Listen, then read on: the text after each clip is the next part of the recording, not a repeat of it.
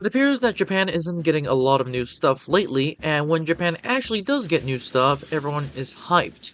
And there is some reasons to be hyped with the following weapon, and it's the Te-4.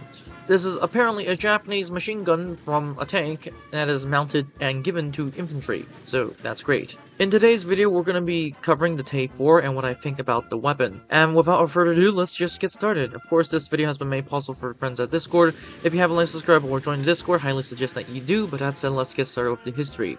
The Type 89 machine gun used by the Imperial Japanese Army has two variants. The recoil-operated fixed type, adapted for the Vickers E-class design and chambered in 7.7 by 58 mmsr, was used on wing-mounted application on fighters and bombers, and this operated as the quote-unquote flexible type. And of course, there was the other version, a twin-barrel mounted unit derived from the Type 11, employed as a defensive machine gun on bombers and repurposed for ground and anti-aircraft use. Both variants saw extensive action during the war, and some were utilized by Korean and Indonesian national revolutions. A related model was the Te-4, a single-barreled deviation of the flexible type. So that's great. Of course, let's move on to the stats. The Te-4 is a machine gun that has 69 rounds, something that the Japanese actually right now don't have. The gun is chambered in 7.7. The hit power is 12, which is actually pretty decent. The muzzle velocity is 710, the rate of fire of 800, reload time of 3.6, shot deviation of 44, recoil control 10, vertical recoil 34, horizontal of 17. It has a 69 round magazine and is actually pretty good. And without further ado, making this video even shorter, we're moving on to the verdict. And in my verdict, it's a pretty fun gun to use.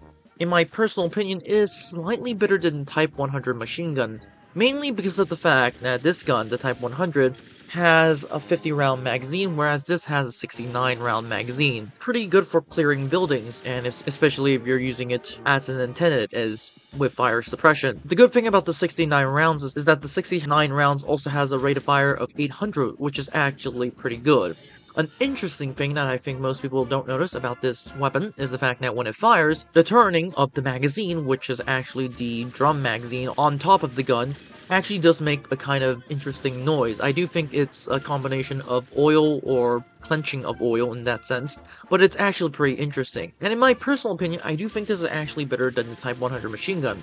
The only issue is that, unlike the Type 100, this does have a tendency to have a lot of vertical recoil, which is, at the same time, pretty dang controllable, considering this is at 34 recoil, so that's good.